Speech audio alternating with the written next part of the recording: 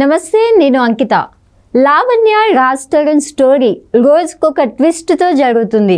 అయితే ఇప్పటి వరకు లావణ్య అనేకమైన ఆధారాలను పోలీసులకు ఇవ్వడంతో సహా మీడియా ముందుకు బయటకు తీసుకొచ్చి అందరికీ చూపించింది. అయితే ఇప్పుడు చూసుకున్నట్లయితే 2 days నుంచి లావణ్య నుంచి ఎలాంటి స్పందన లేదు. తను ఎందుకు సైలెంట్ అయింది? ఈ విషయంపై డిస్కస్ చేయడానికి నాతో పాటు senior cine critic Yajnamurthy sir here with us. ఆయన అడిగి మరిన్ని విషయాలు తెలుసుకుందాం. Hi sir. హాయ్ అమ్మా. సార్, ఇప్పటి వరకు చూసుకుంటే రాజ్ తరుణ్ లావణ్య స్టోరీస్ వచ్చేసి రోజుకొక ట్విస్ట్ అని చెప్పొచ్చు మనం. అయితే మొన్నటి వరకు లావణ్య అనేక ఆధారాలు బయటికి తీసుకొచ్చింది, కానీ 2 days నుంచి చూస్తుంటే తను ఎలాంటి ఆధారాలు బయటికి తీసుకురావట్లేదు, సైలెంట్గా ఉంది. సో దీని వెనుక కారణం ఏమంటారు? ఇప్పుడు మళ్ళీ కొత్తగా ఆధారాలు తీసుకురావాల్సిన పనేమి ఇప్పుడేం లేదు. ఆల్రెడీ ఆమె ఏవైతే ఆధారాలు సమర్పించాలనుకుందో అవన్నీ కూడా తాము ఏవైతే ఆరోపించిందో రాజ్ తరుణ్కి సంబంధించి, మాల్వి మల్హోత్రా, అలాగే ఆమె బ్రదర్కి సంబంధించి దానికి సంబంధించినటువంటి ఆమె తన దగ్గర ఉన్నటువంటి ప్రూఫ్స్ అన్నీ కూడా ఆల్రెడీ పోలీసులకు ఇచ్చింది. అయితే శుక్రవారం రాత్రి ఆమె సూసైడ్ అటెంప్ట్ చేసుకోవడానికి ఒక లెటర్ రాసి పెట్టింది పోలీసులకి. I am done with my life అని చెప్పేసి ఏదైతే అట్లా కొంతమందికి మీడియా వాళ్ళకు కూడా వాట్సాప్ మెసేజ్లు కూడా ఆమె పంపారు. సో ఆ తర్వాత అది ఇమీడియట్గా పోలీసులు దానికి స్పందించి ఆమె అపార్ట్మెంట్, ఆమె ఎక్కడ ఉంటుందో ఆ ప్లేస్కి వెళ్ళేసి ఆమెకి కౌన్సిలింగ్ ఇచ్చి, సో మళ్ళీ ఆ ప్రయత్నం నుంచి అలాంటి ఆలోచన చేయవాకమ్మా అని చెప్పేసి అన్న తర్వాత మళ్ళీ ఆమె శనివారం రోజు మళ్ళీ మీడియా ముందుకు వచ్చి తన లాయర్తో కలిసి, అలాగే తన తండ్రి రామారావు గారితో కలిసి ఆమె మీడియా ముందుకు వచ్చారు. దానికి సంబంధించిన వివరణలు అంతా ఇచ్చుకున్నారు. సో తను ఉన్న మైండ్ సెట్లో సో కష్టం అనిపించి చేసుకున్నానని ఇట్లా చెప్పారు. బట్ ఏవైతే అంటే తనకు అబార్షన్ అయ్యింది, ఒకసారి కాదు 2 సార్లు అబార్షన్ అయ్యింది అని చెప్పారో దానికి సంబంధించినటువంటి ఆధారాలు, అంటే ఆ సీన్లో అక్కడ హాస్పిటల్కి సంబంధించినటువంటి ఏదైతే ఫైల్స్ ఉంటాయో, మెడికల్ రిపోర్ట్లు ఏవైతే ఉంటాయో వాటన్నిటిలో కూడా రాజ్ తరుణ్ ఇన్వాల్వ్మెంట్ ఉంది, రాజ్ తరుణ్ ఉన్నాడు అని చెప్పేసి ఆ ప్రూఫ్స్ అన్నీ కూడా ఆమె చూపించడం జరిగింది. అట్లాగే మాల్వి మల్హోత్రా ఎందుకు తీసుకొచ్చాను, తను ఆమె పాత్ర ఏంటి ఇందులో అనేది కూడా ఆమె చెప్పింది. కేవలం ఆమె అంటే ఈ ఒక సినిమా తిరగబడర సామాన్య సినిమా చేసినప్పటి నుంచి రాజ్ తరుణ్లో మార్పు వచ్చింది. రాజ్ తరుణ్ మాల్వి మల్హోత్రాకి దగ్గరయ్యాడు. ఆమె తన నుంచి రాజ్ తరుణ్ని దూరం చేసింది అని చెప్పి ఇవన్నీ కూడా ఆడియో క్లిప్పులతో సహా అవన్నీ కూడా ఆమె ఆధారాలు సమర్పించేసింది. సో కాకపోతే ఈ ప్రతిరోజు ఏదో ఒక లావణ్య దగ్గర నుంచి ఏదో ఒక అప్డేట్ వస్తూ ఉంది కదా, మీడియా ముందుకు వస్తూనే ఉంది కదా, మరి 2 రోజుల నుంచి ఎందుకు ఆమె సైలెంట్గా ఉంది అనేది.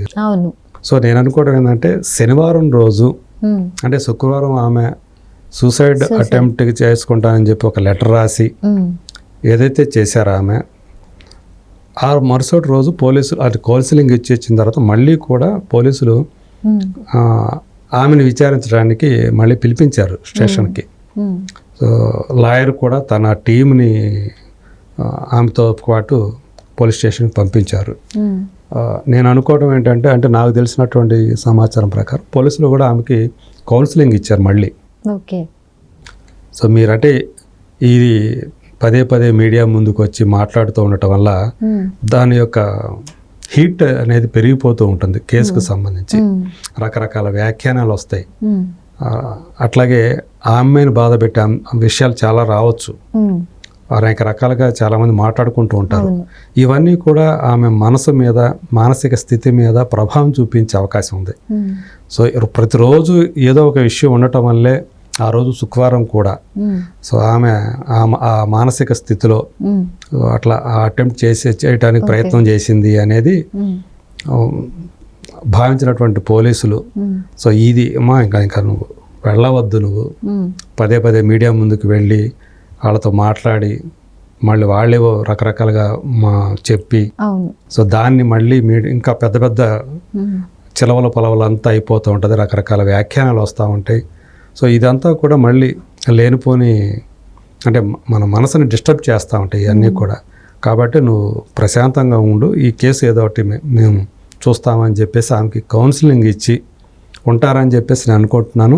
అలాగే ఆమె తరపు లాయర్లు ఎవరైతే ఉన్నారో కళ్యాణ్ దిలీప్ శంకర్ మనకు తెలుసు. సో ఆయన కూడా కొంత ఇమ్యూచ్యూరిటీ ఉంది ఆమెలో అని చెప్పారు ఆయన. ఓకే, ఆ ప్రెస్ మీట్లో కూడా చెప్పారు, శనివారం ఇచ్చినటువంటి ప్రెస్ మీట్లో, అలాగే మనకి ఇచ్చినటువంటి ఇంటర్వ్యూలో. సో అవన్నీ కూడా ఈ ఆవేశాలు ఇవన్నీ కూడా తగ్గించుకోవాలి. సో మీకు ఒక విషయంలో అన్యాయం జరిగింది, సో మీకు న్యాయం జరగాలంటే దానికి తగ్గట్టు సంయమనంతో వ్యవహరించాలి అని చెప్పేసి ఆయన కూడా కౌన్సిలింగ్ ఇచ్చి ఉన్నారు ఆమెకి. సో అటు లాయరు ఇటు పోలీసులు ఏదైతే సలహాలు ఇచ్చారో ఆమెకి, ఏవైతే కౌన్సిలింగ్ చేశారో దాన్ని బట్టి ఆమె కూడా ఈ 2 రోజుల నుంచి మళ్ళీ మీడియా ముందుకు రాకుండా, మళ్ళీ కొత్త అప్డేట్స్ అనేవి ఏమీ లేకుండా తను కూడా సైలెంట్గా, అంటే ప్రశాంతంగా, అంటే పోలీసులు ఎదురికి కేసు తను పెట్టే కంప్లైంట్ ఇచ్చారు కాబట్టి పోలీసులు చూసుకుంటారు, లేదా తన లాయర్ని పెట్టుకున్నాం కాబట్టి లాయర్ చూసుకుంటారు. పోలీసులు కేసు పెట్టిన తర్వాత అది ప్రభుత్వం సైడ్ నుంచి పోలీసులు అనేది, సో వాళ్ళు చూసుకుంటారు. ఎవరైతే ఎక్యూజ్డ్ ఉన్నారో వాళ్ళు డిఫెన్స్ లాయర్ని పెట్టుకొని వాళ్ళు వాదించుకోవాలి. మాదేం తప్పు లేదని నిరూపించుకోవాల్సిన బాధ్యత అవతల వాళ్ళ మీద ఉంటుంది. కాబట్టి నువ్వు ప్రశాంతంగా ఉండు, హాయిగా నీ ఇంట్లో ఉండు నువ్వు అని చెప్పి ఆమెకి కౌన్సిలింగ్ ఇచ్చి, నందువల్లే ఆమె బయటికి రావట్లేదు మళ్ళీ ఈ 2 రోజుల నుంచి అని చెప్పి మనం అనుకోవాలి. సార్, అంటే ఇప్పుడు చూస్తే లావణ్యకి కౌన్సిలింగ్ ఇవ్వడం వల్లనే సైలెంట్గా ఉందా?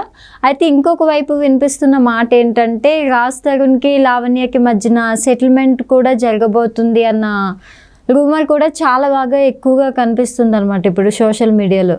సో దానివల్ల సైలెంట్గా ఉందంటారా? యాక్చువల్గా కోర్టు బయట రాజీ కుదిరితే మేము కూడా చాలా సంతోషిస్తాం. ఒకవేళ ఆమె అలాంటి నిర్ణయం తీసుకుంటే కనుక మేము కూడా స్వాగతిస్తాం అని చెప్పి లాయర్ కూడా, ఆమె తరపు లాయర్ కూడా చెప్పి ఉన్నారు. సో యాక్చువల్గా ఇది కోర్టు మళ్ళీ ఈ కోర్టు మెట్లెక్కి అక్కడ మళ్ళీ ఇదంతా కూడా వాదనలు జరిగి ఇది ప్రొలాంగ్ చేయటం కంటే జైలుకి వెళ్ళటాలు ఖచ్చితంగా, ఒకవేళ 493 దాని కింద అయితే కోర్టు దాకా వెళితే రిమాండ్ ఖచ్చితంగా వేస్తారు. సో ఆ పరిస్థితి ఎందుకు, అంతదాకా ఎందుకు అని ఎందుకంటే ఇక్కడ కేవలం వీళ్ళిద్దరి మధ్య కాదు, 2 కుటుంబాలు కూడా వీళ్ళ విషయాలు ఇన్వాల్వ్ అయ్యారని చెప్పేసి మనకు అందుతున్నటువంటి సమాచారం.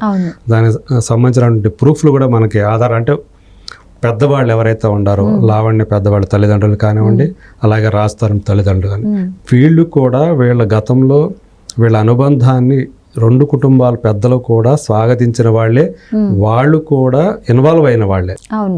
సో వీళ్ళు తల్లిదండ్రులు ఎవరు లేకుండా గుళ్ళో పెళ్లి చేసుకున్నారని ఆమె చెప్పారు ఆమె. సో ఆ తర్వాత ఏవైతే వీళ్ళు 10 ఏళ్ల పాటు కలిసి జీవించామని కూడా ఆమె చెప్తూ ఉన్నారు.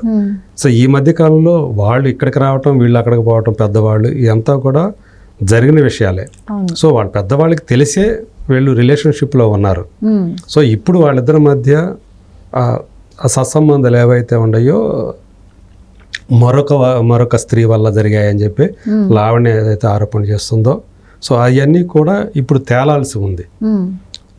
మరి ఆమె నాకేం సంబంధం లేదు వాళ్ళిద్దరి మధ్య, అది వాళ్ళిద్దరు గొడవ, నాకు రాజ్ తరుణ్తో ఎలాంటి సంబంధం లేదని ఆమె కూడా పోలీసులకు ఒక కంప్లైంట్ ఇచ్చుండారు. అనవసరంగా నన్ను లావణ్యని ఇందులోకి లాగారు, నా తమ్ముడిని లాగారు, నా తమ్ముడిని బెదిరిస్తున్నారు, మెసేజ్లు పంపిస్తున్నారు బెదిరిస్తూ అని చెప్పి కూడా ఆమె ఒక కంప్లైంట్ ఇచ్చింది. సో ఏదేమైనప్పటికీ కూడా అంటే రాజ్ తరుణ్ కూడా అతను కూడా ఆలోచించుకోవాలి. అంటే ఊరికే అయితే ఈమె అదే ఫ్లూగ్గా ఏమీ ఆరోపణలు చేయట్లేదు అనేది మనకు అందుతున్నటువంటి సమాచారం.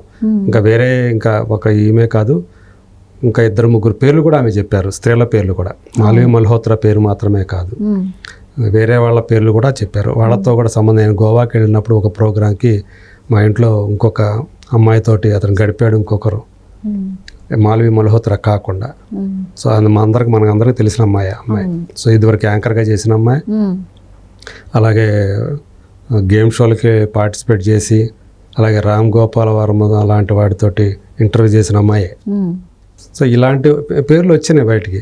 సో అతను దాన్ని బట్టి రాజ్ తరుణ్ కూడా కొంచెం ఈ తరహా అంటే ఒక స్త్రీకి స్టిక్ అన కాకుండా తను కొంత చంచల స్వభావుడా అన్నటువంటి అనుమానాలు కూడా అందరికి కూడా కలుగుతున్నాయి దీంతో. సో కాబట్టి అతను కూడా ఇలాంటి వాటికి తావివ్వకుండా తను కూడా జాగ్రత్తగా వ్యవహరించాల్సినటువంటి అవసరం ఉంది. ఏదేమైనప్పటికీ కూడా ఇప్పుడు నేను చెప్పినట్టు అతను కూడా ఒక పెద్ద లాయర్ని పెట్టుకొని ఈ కేసు నుంచి బయటపడటం కోసం సో ప్రయత్నాలు చేస్తున్నాడు. బహుశా కోర్టు బయట పరిష్కారం కావడానికి రాజీ చేసుకోవడానికి అతను ప్రయత్నం చేస్తున్నట్టుగా మనకు అందుతున్నటువంటి సమాచారం. Okay, thank you sir.